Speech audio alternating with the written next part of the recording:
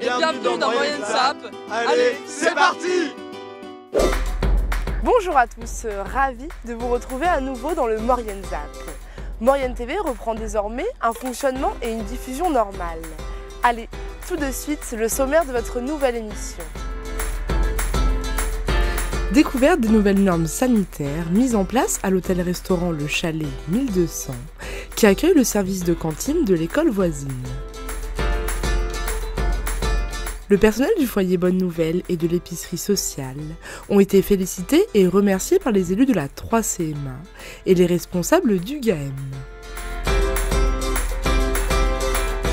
Et pour terminer, résumé vidéo retraçant les sujets abordés par Moyenne TV au cours du confinement. Voilà pour le programme de votre nouvelle émission. Direction le hameau du Planet pour découvrir la nouvelle organisation de l'hôtel-restaurant Le Chalet 1200. Cet établissement accueille le service de cantine de l'école voisine. Depuis le déconfinement, les normes sanitaires ont été renforcées.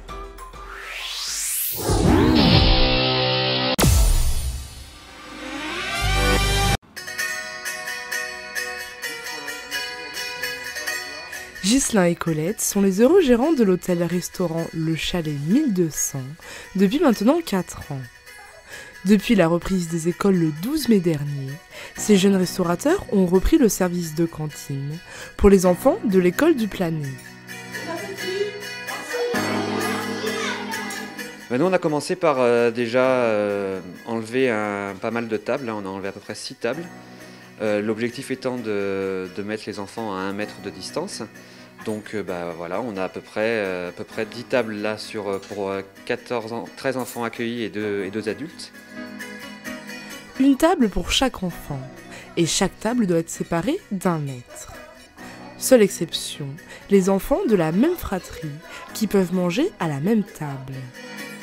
Alors en cuisine, on a des tenues uniques qu'on met uniquement à l'entrée de la cuisine, équipées de blouses, charlottes, gants, masques et surchaussures.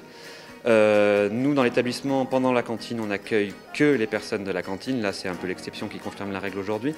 Mais on n'accueille que les enfants de la cantine et les adultes qui s'occupent de la cantine. Après, en geste barrière, on a aussi une petite visière pour l'accueil des enfants quand on leur dit bonjour. Ça, c'est pour enlever aussi le côté masque. Cet établissement est situé à seulement quelques mètres de l'école du Planet.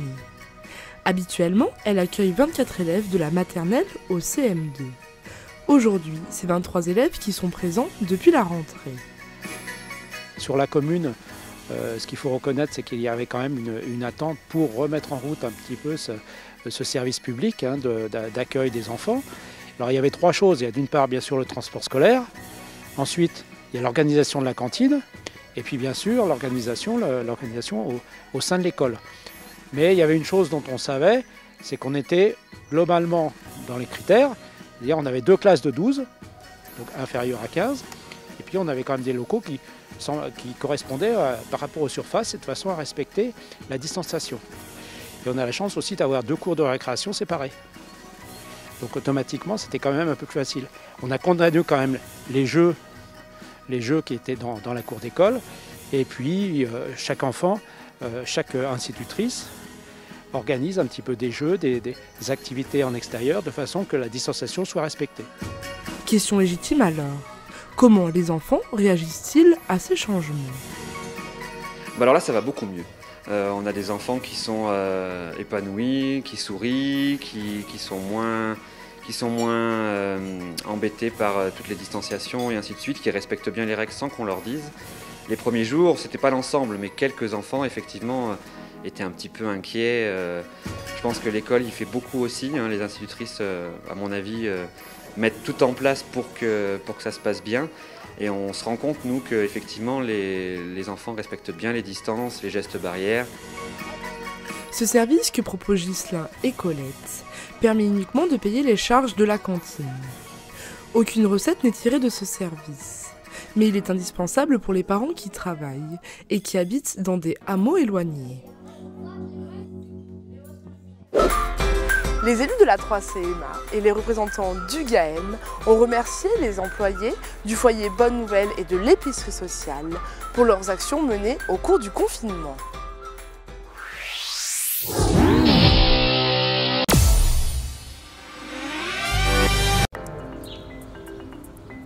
Le vendredi 15 mai, les élus de la 3CMA et les représentants du GAEM sont venus remercier les personnels du foyer Bonne Nouvelle et de l'épicerie sociale pour leurs actions durant le confinement. Aujourd'hui, nous avons reçu un hommage, je dirais, pour féliciter un peu le personnel de sa présence et de tout son investissement pendant la grosse période, je dirais, de confinement lié au Covid. Nous avons rapidement été dans l'obligation d'interdire l'accès de toute personne étrangère à l'établissement de manière à protéger nos résidents. Et puis l'application des distances sociales au sein d'une collectivité reste assez compliquée, donc on a dû adapter tout ce qui était les repas, les animations, voilà. On a dû dans un premier temps supprimer des choses, donc se réadapter aux nouvelles règles constamment. On a dû ensuite prévoir pour des visites, puisque au bout d'un moment, nos résidents ont beaucoup souffert de cette absence de famille. On a travaillé à mi-personnel et du coup, on a eu des emplois du temps réadaptés de manière à ce que l'ensemble de la journée soit couverte quand même. Et puis, on a pu continuer à être présent pour les résidents. Puis direction l'épicerie sociale à la résidence Jean Bague. Eh bien, nous avons reçu des chèques cadeaux, des paniers de Maurienne qui vont nous permettre d'acheter des produits locaux pour l'épicerie sociale. L'épicerie sociale, c'est un dispositif du CIAS qui permet aux personnes qui habitent sur les communes appartenant à la communauté de communes Cœur de Maurienne-Arvan de bénéficier d'une aide alimentaire s'ils se trouvent en difficulté financière. En moyenne, il y a 65 familles par an, donc par semaine, 8 familles à peu près. Donc il y a une équipe de 10 bénévoles qui permettent le bon fonctionnement de l'épicerie sociale. Eh bien oui, c'est une période qui a été particulièrement difficile où l'épicerie sociale a continué de fonctionner et où on a pu voir que les bénéficiaires de l'épicerie étaient quand même contents de venir nous voir, de passer un petit moment à discuter et d'avoir ce chèque cadeau et de pouvoir diversifier un peu les produits de l'épicerie sociale avec des produits locaux. C'est vrai que ça va redonner un peu de baume au cœur. Je suis venu aujourd'hui dans le cadre de la cagnotte en ligne remettre des chocolats et des plantes au foyer logement et puis donc à l'épicerie sociale. On a mis cette cagnotte en place avec l'aide de la 3CMA, avec M. Margueron. Et ma foi, elle a très très bien fonctionné, et ce qui nous a permis de faire un peu le tour de tous nos soignants, nos aidants, pour aider la population au mieux, pour remercier toutes ces structures pendant le confinement, quoi. Je tiens aussi à remercier tous nos commerçants du centre-ville et de la zone pour tout le travail qu'ils ont effectué dans leur boutique pour pouvoir réouvrir en début de semaine. C'est pas évident et je pense que ça va rester encore très compliqué quelques temps, mais enfin bon, on s'accroche et on essaye de faire au mieux pour que tout se passe bien, quoi.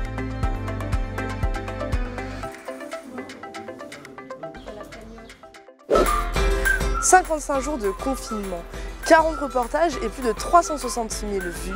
Retour en images sur les moments clés que Maurienne TV a partagé avec vous au cours de ce confinement.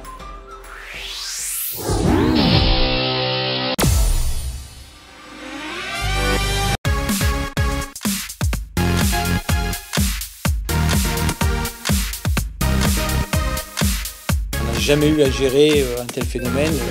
Mais elles sont indispensables pour sauver des vies.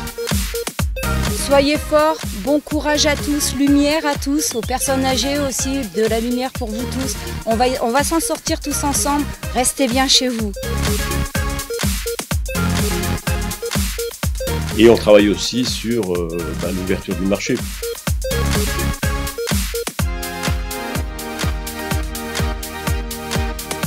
c'est un 8 mai très particulier, très solitaire. Il était de notre devoir vraiment d'être là et de commémorer ce 8 mai.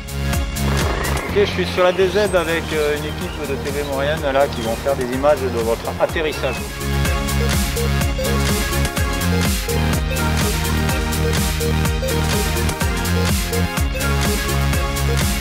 Aujourd'hui, avec le confinement, ces salles sont fermées malheureusement, mais vous avez encore eu une nouvelle idée, un nouveau projet qui consiste à déplacer ce principe au domicile des intéressés. Donc certaines entreprises nous ont informé qu'elles ne reprenaient pas le travail. On se serre les coudes, on identifie ce qui ne va pas et on avance.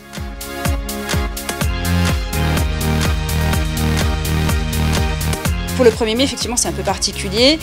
Ce sera en drive ou en livraison de 8h à 12h30.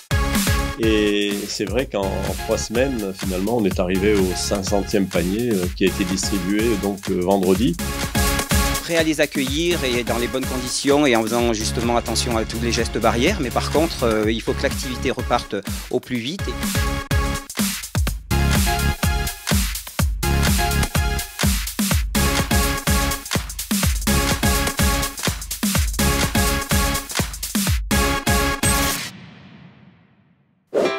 Votre zap est terminé. On se retrouve bien sûr la semaine prochaine avec une diffusion revenue à la normale. En attendant, n'hésitez pas à nous suivre et à partager nos publications sur les différents réseaux sociaux.